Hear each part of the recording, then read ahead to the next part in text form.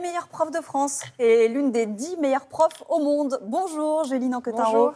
Vous avez en effet terminé dans le top 10 sur 8000 candidats du Global Teacher Prize, que l'on présente souvent un peu comme le Nobel de l'éducation.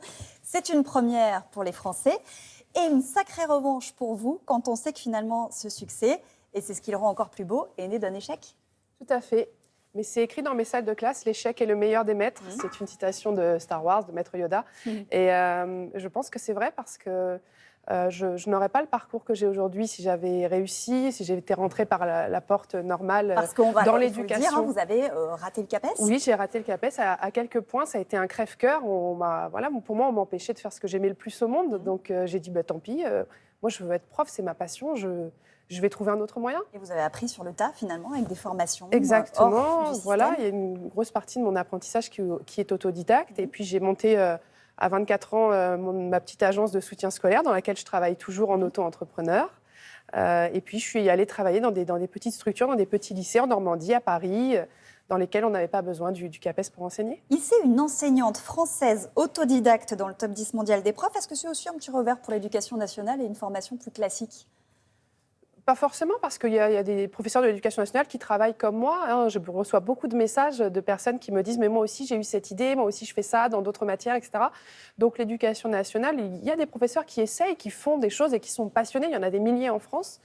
Mais c'est vrai qu'on a envie de le diffuser. Moi, j'invite Jean-Michel Blanquer à venir voir la classe autonome. Eh bien, on entend déjà votre appel. Mais si vous aviez reçu le $1 million promis au vainqueur, d'ailleurs c'est une prof américaine qui l'a remporté ce prix, vous dites que vous auriez créé un centre de formation pour les enseignants. Qu'est-ce qui ne fonctionne pas aujourd'hui, selon vous, dans la formation actuelle ?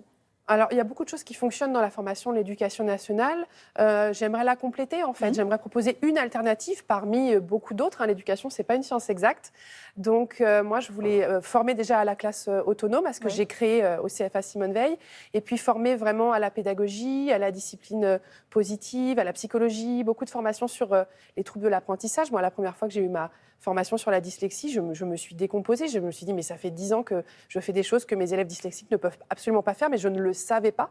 Et à chaque fois que je vais dans une formation, c'est la même chose. Je me dis, oh là là, j'ai encore tellement de choses à apprendre. Et vous enrichissez systématiquement. Voilà, ce prix international, il vous a repéré donc pour votre méthode.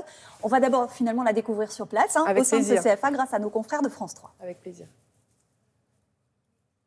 Du cours de Juline Anquetin-Roth. La terreur est une période de la Révolution où tout le monde peut être suspecté d'être un ennemi, vrai ou faux. Pendant les 15 premières minutes, le téléphone portable va servir de support à un quiz sur la Révolution française et l'Empire. Oui, c'est le téléphone qui a ripé. Et c'est à chaque fois la même histoire. Ces élèves de deuxième année en CAP pâtisserie se prennent au jeu des questions et du classement.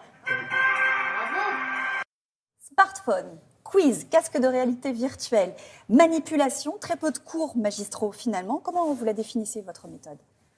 C'est une méthode qui est vraiment inspirée de Montessori, de Freinet, que j'ai essayé d'adapter à des adolescents. Oui, parce que c'est vrai qu'on les voit plutôt chez les tout petits. Exactement, tout en gardant l'idée qu'il y avait un programme qui est le programme officiel de l'éducation nationale, qui a un examen à la fin de l'année à passer. Et donc, il y avait un cahier des charges qui était assez conséquent et j'ai essayé de tout mettre ensemble en m'inspirant aussi, moi, des intuitions que j'avais quand je voyais mes élèves travailler. Donc, il y a vraiment une partie toujours de cours, parce que j'aime faire cours déjà. Et puis, les élèves aiment aussi cette interaction. Il y a une partie avec les téléphones pour la vérification. Et 45 minutes, c'est vraiment le matériel. Et en fait, le professeur imagine le matériel pour que l'élève puisse apprendre en autonomie. Mais le professeur ne les laisse pas dans la nature. Et ça s'adapte à tout niveau et à toute matière, parce que moi, je le fais pour des CAP, pour des BP, mais je le fais aussi dans mon agence pour la philosophie en terminale, le bac de français en première, et les résultats sont très bons. 100% de réussite au bac chez les élèves de l'agence de soutien scolaire, 30% de notes supérieures au Exactement, CFA, et puis au-delà des chiffres quantifiables, on a des élèves qui sont contents de venir en cours. Moi, j'ai des élèves qui sont en CAP boulanger, pâtissier, boucher, ils ne sont pas ici pour faire l'histoire géo, ils viennent avec le sourire en cours d'histoire-géographie. On n'a plus de problème de discipline, alors qu'on a on travaille dans un milieu quand même difficile, avec des élèves qui viennent de milieux sociaux très divers. J'ai beaucoup d'élèves qui ne parlent pas le français, j'ai beaucoup d'élèves dyslexiques. On a des classes vraiment très hétérogènes. Et en fait, cette méthode, elle fonctionne parce que l'élève qui est bon, il va pouvoir aller très vite sur les ateliers et il va pouvoir aider ses camarades. L'élève qui est en difficulté, il va pouvoir aller à son rythme aussi. Donc ça fonctionne pour plusieurs profil d'élèves. Vous pensez que ça peut se généraliser, cette méthode-là? Parce qu'on se dit, on a l'impression d'un apprentissage ludique, joyeux, des élèves autonomes, et c'est ce que vous nous dites, mais on se dit aussi que ce n'est pas forcément pour tout le monde, je ne sais pas, dans des classes de 30 élèves, vous parlez de classes difficiles, par exemple. Est-ce que cette méthode-là Oui, on moi peut l'installer? j'ai des classes de 30 élèves. J'ai 30 pâtissiers, 30 boulangers, dans lesquels voilà, j'ai des élèves qui ne parlent pas très bien le français, d'autres qui viennent de lycée, certains qui viennent de l'université, qui veulent être pâtissiers. Ça fonctionne. Moi, je vois vraiment, j'ai 98% de mes élèves, quand je fais des sondages anonymes en fin d'année, qui me disent on recommande cette méthode. Là, j'ai fait des sondages sur les premiers qui viennent d'arriver il y a 6 semaines. 86% des élèves disent apprendre mieux avec cette méthode. Donc, ça fonctionne, mais encore une fois, ce n'est pas une science exacte. Il y a toujours des élèves pour qui ça fonctionnera moins bien.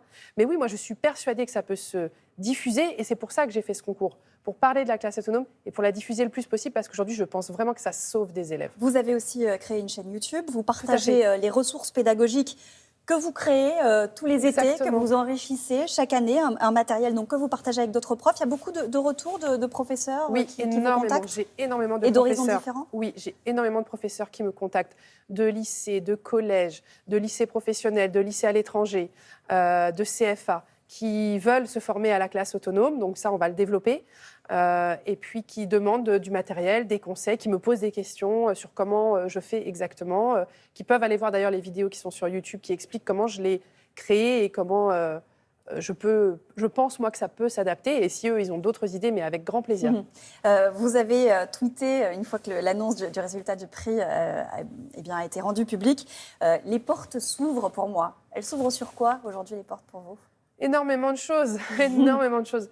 Un projet déjà de développer le matériel de la classe autonome, parce que ce qui prend beaucoup de temps, c'est de le créer. Donc si on peut l'avoir dans des mallettes et le diffuser dans les écoles, ça serait formidable. Les professeurs iraient plus facilement vers cette méthode.